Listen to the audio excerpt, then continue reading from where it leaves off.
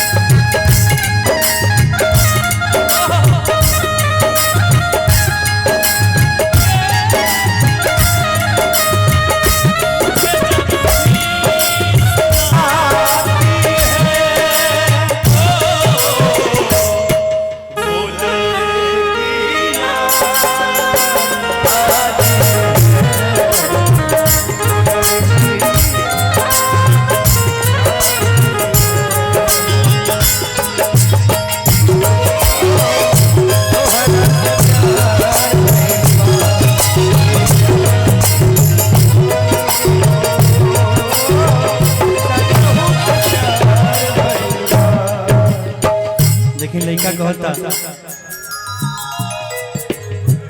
लाखों में से एक तू ही मिलल बारू यार हो रूपवा के अपना बनला पहरेदार हो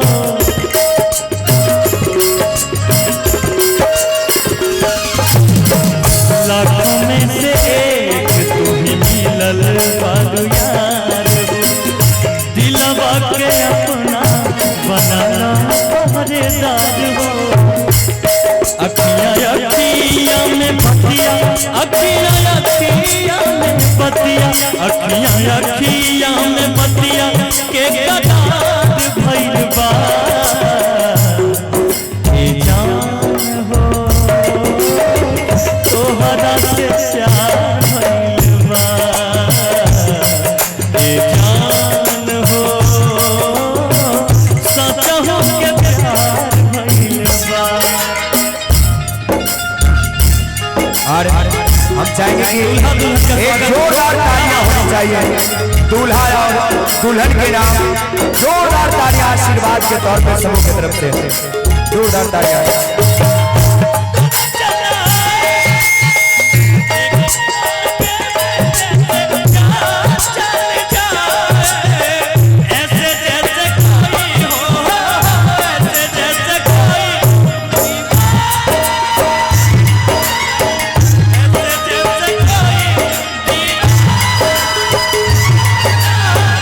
मैंने नहीं जाना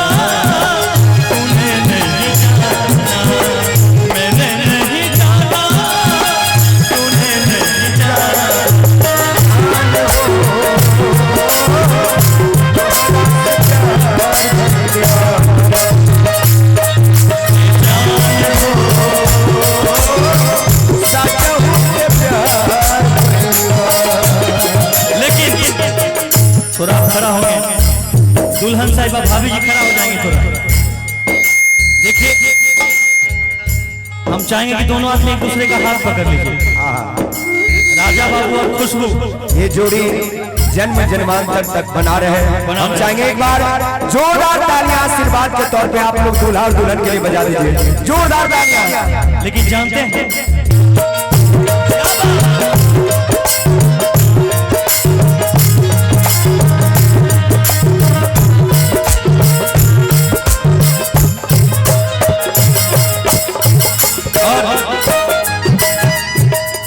ये बजाएगा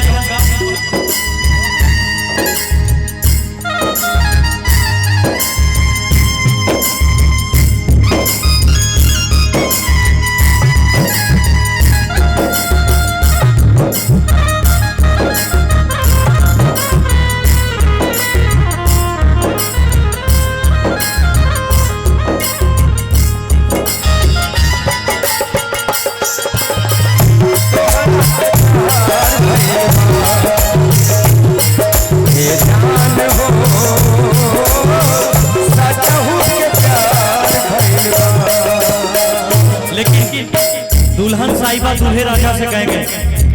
अभी दूल्हे राजा तो कह दिए, दुल्हन साहिबा कहेंगे जिंदगी सवार गइल प्यार तोहर पाके राखब कर जवान से हरदम सजा के।